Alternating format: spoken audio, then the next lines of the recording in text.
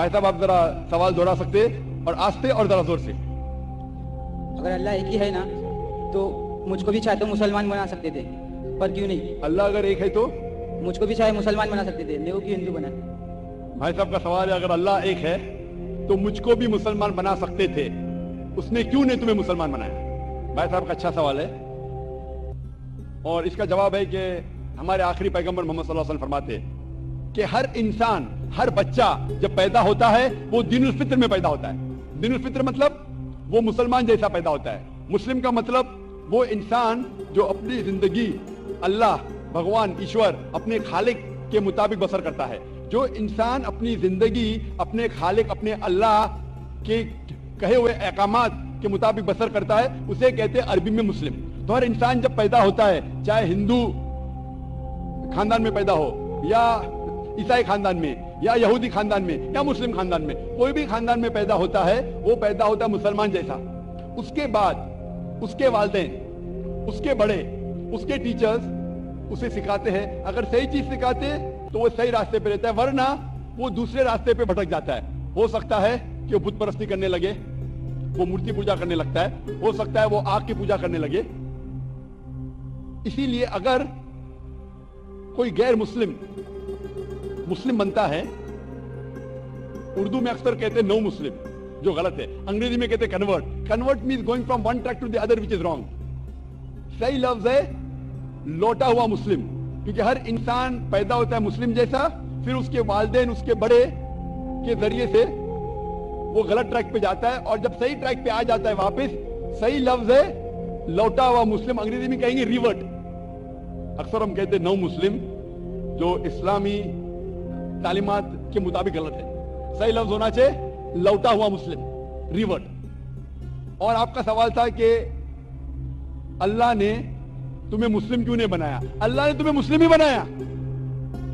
हो सकता है कि बचपन में आपके बड़े, आपके वालिदैन, आपके टीचर आपको सही रास्ता नहीं दिखा सके और आप गलत रास्ते पे गए, लेकिन इसके बावजूद आप अल्लाह को दोषी नहीं ठहरा सकते। आप ये पूछ सकते कि अल्लाह ने क्यों मुझे हिंदू खानदान में पैदा किया? अगर मुस्लिम खानदान में पैदा किया होता, हो सकता है कि मैं मुसलमान होता। अल्लाह ताला फरमाते हैं कुरान मजीद में, सूरह फुरकान में, सूरह नंबर 25, कि अल्लाह अगर चाहे तो सारे इंसानों को मुसलमान बना सकता है।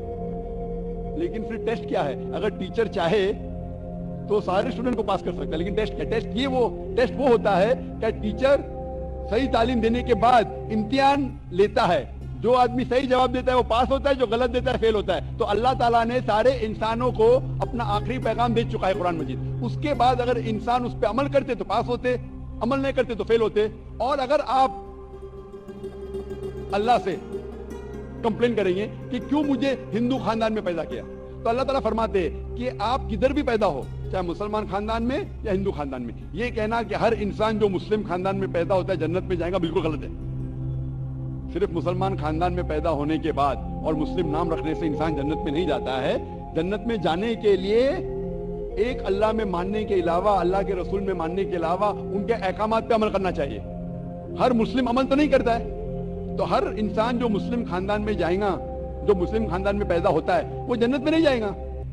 लेकिन अल्लाह ताला ये फरमाते हैं कि हर इंसान को, सूरह फुसिलत में सूरह नंबर 41 आयत नंबर 53 अल्लाह ताला फरमाते सनूरीम आयातीना फिल आफाकी व फी अनफुसिहिम हत्ता यतबय्यना अन्नहु हक, कि बहुत जल्दी हम आपको अपनी निशानियां दिखाएंगे। अल्लाह ताला फरमा रहे इंसानों से कि जल्द हम आपको हमारी निशानियां दिखाएंगे होराइजन्स में, ताकि आप पे वाज़ेह हो जाए क्या हक है, क्या अल्लाह एक है, अल्लाह के अलावा कोई माबूद नहीं है।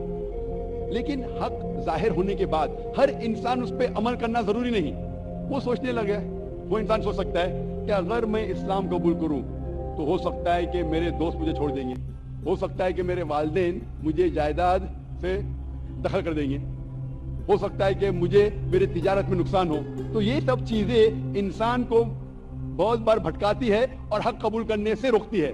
लेकिन आखिरत के दिन के ऊपर आप ये अल्लाह से कंप्लेन नहीं कर सकेंगे कि मुझे किसी ने भी इस्लाम के बारे में नहीं कहा। इसीलिए कुरान मजीद में लिखा गया सूरह अनाम में सूरह नंबर 6 आयत नंबर 158 कि उस दिन आखिरत के दिन अगर आप कहेंगे कि मेरे वालिदैन बुत परस्त थे, मूर्ति पूजा करते थे, इसीलिए मैं कर रहा हूं, तो अल्लाह ताला फरमाएगा ये बहाना नहीं चलेगा, क्योंकि अल्लाह ताला खुद हर इंसान के दिल में वादे कर देता है हक क्या है, और वादे करने के बाद आपके पास कोई शिकायत का मौका नहीं रहेगा। और आपको भी, आप आज इस मजलिस में आ चुके हैं और मैंने लाखों लोग के सामने आपको वादे किया है कि खुदा एक है, उसके अलावा कोई माबूद नहीं, और मोहम्मद सल्लल्लाहु अलैहि वसल्लम उसके आखिरी पैगंबर है। अगर आज आप इस बात को नहीं मानेंगे तो कल आप ये कंप्लेन नहीं कर सकेंगे, आप शिकायत नहीं कर सकेंगे अल्लाह से कि मुझे पता नहीं था। बाकी लोग कर सकेंगे कि नहीं, वो बाद में देखा जाएगा।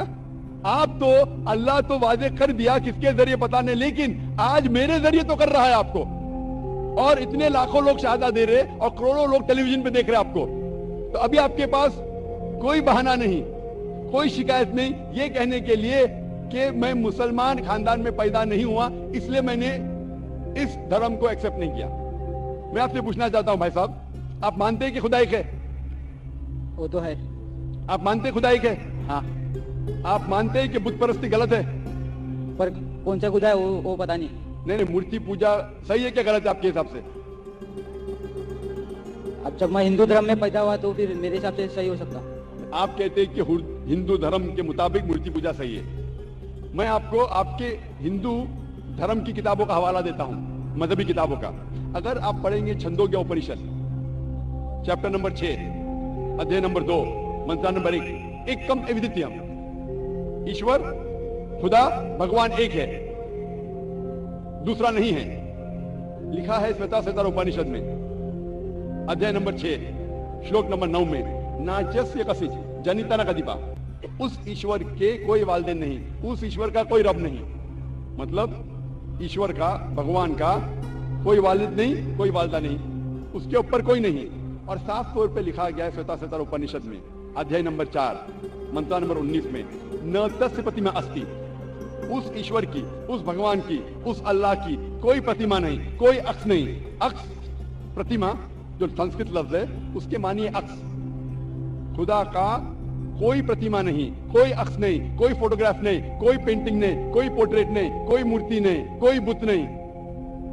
और ये पैगाम दोहराया गया है यजुर्वेद में अध्याय नंबर 32 मंत्र नंबर 3 में, जिसमें लिखा है ना तस्य प्रतिमा अस्ति, उस ईश्वर, उस भगवान, उस अल्लाह की कोई प्रतिमा नहीं, कोई अक्स नहीं, कोई पिक्चर नहीं, कोई पेंटिंग नहीं, कोई पोर्ट्रेट नहीं, कोई बुत नहीं, कोई